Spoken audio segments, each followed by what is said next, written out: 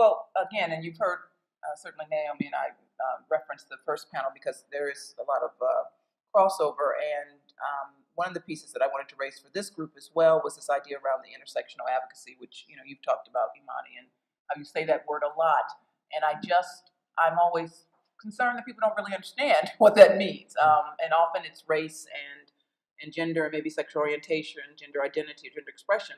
But as I mentioned earlier, I think we leave out class too, right? And sometimes things that we attribute to race are in fact a class issue. So as you think about how you do your work, what are some ways in which we can carry that message forward? Certainly national and local organizations, but some of the national organizations that have more resources are slow to come to this in terms of understanding what intersectional advocacy is. And so I'm curious to know how you think we can push forward, because it may mean that we need from the local communities to push up towards some of the larger national organizations who get the attention, who can carry this message forward in a different way than we can locally. Imani? Sure. I think that's a wonderful question. I'm glad that you asked it, because that's that's something. Because honestly, that's a big thing to think about. And a lot of times, we hear a lot of criticism of large organizations saying that they're not inclusive of communities, and ways to and then these large organizations try to figure out something, but in the process of doing that, they end up tokenizing these organizations, and then that's a whole different thing. And so, I think one of the things that we can do is really it's really thinking about building coalition together, and sincerely building coalition together, like we're not running out of things, but that we actually want to change the movement.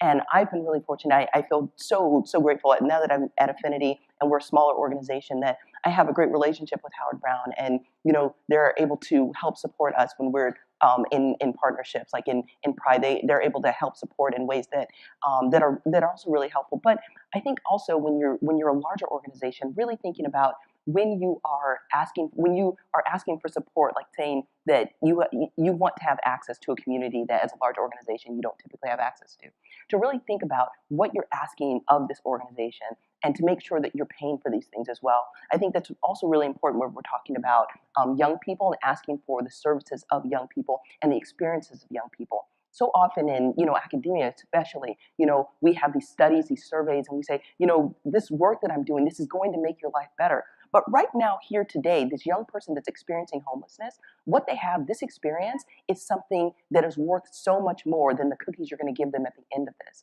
And they need that, because from their perspective, they're not sure what your research is going to do, if anything, and to really treat everything like what it's worth. There are some things we pay for and some things that we don't, and we really need to think about what the things are that we don't pay for, and really start treating people with the respect they deserve. And I think that's another part that's really important.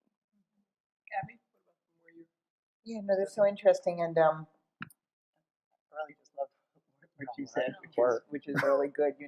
I think coalitions are really critical, and coalitions that help really create a safe space so you can really learn from each other. Because you have to be able in the coalition to have some of these difficult conversations and to understand, and that's hard. And as we're a national organization, but we're really kind of a small organization. We're like less than 50 employees, spread across the, So we're a very small organization. Most of our work is actually done by volunteers who train, extensive training to provide the services when young people reach out to us. But being part of a coalition is really helpful.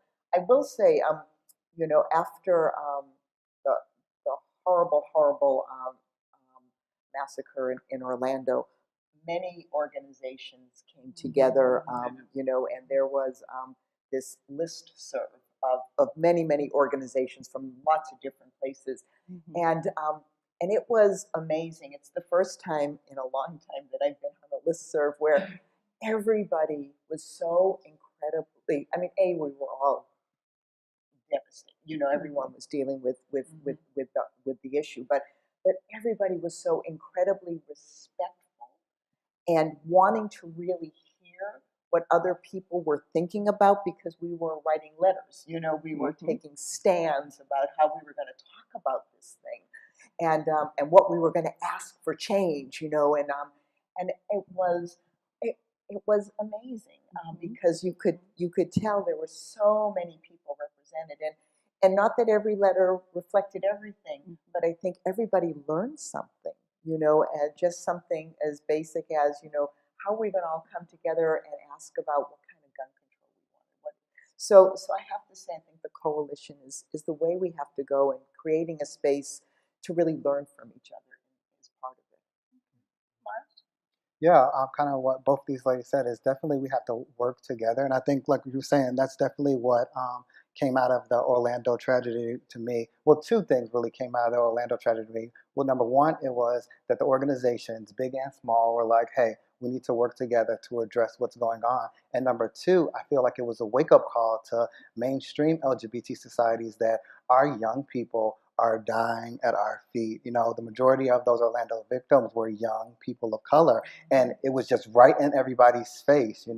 Quit walking in these neighborhoods disregarding these young people because they are truly in pain, and unless we all come together and work together, tragedies like this will continue to happen. So I feel that what they said just hit it right on the nail. We have to work together, we have to listen to these young people, we have to pay people for their services, and we have to work together. Naomi, do you get any sort of information coming your way around coalition work, or how much has been done? Because that's how any major victory has been won, has been around coalition work. And earlier on the first panel, we talked about, and Jim alluded to, we didn't go into a lot of detail, but that certainly here in Illinois, we know that the first couple times marriage equality was being pushing forward, it was not done in an inclusive manner. And it didn't work, right? And so people regrouped and figured out what they needed to do, and they built coalitions that were more inclusive and deaf-bold. So because it's more than just making the picture, right? Making sure we have the right optics, which is what we generally stop at, but how do you get people involved in the work in a meaningful manner? And is that anything that's coming your way with regard to how people are working? Yeah, I mean, I think coalition work, as amazing as it is, and I think it is the key to success, is really messy and it's really hard. And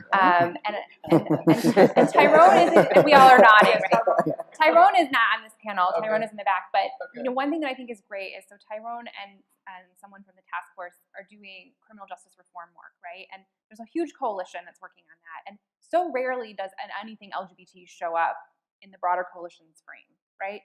But Tyrone and the person from the task force, they show up. And they're not saying, but what about us over here, right? They're saying, this is our community's needs too. And then come around, maybe 3 months later, maybe 6 months later, there is an opportunity for folks, everyone then, to talk about an LGBT issue, or how this impacts the LGBT specifically.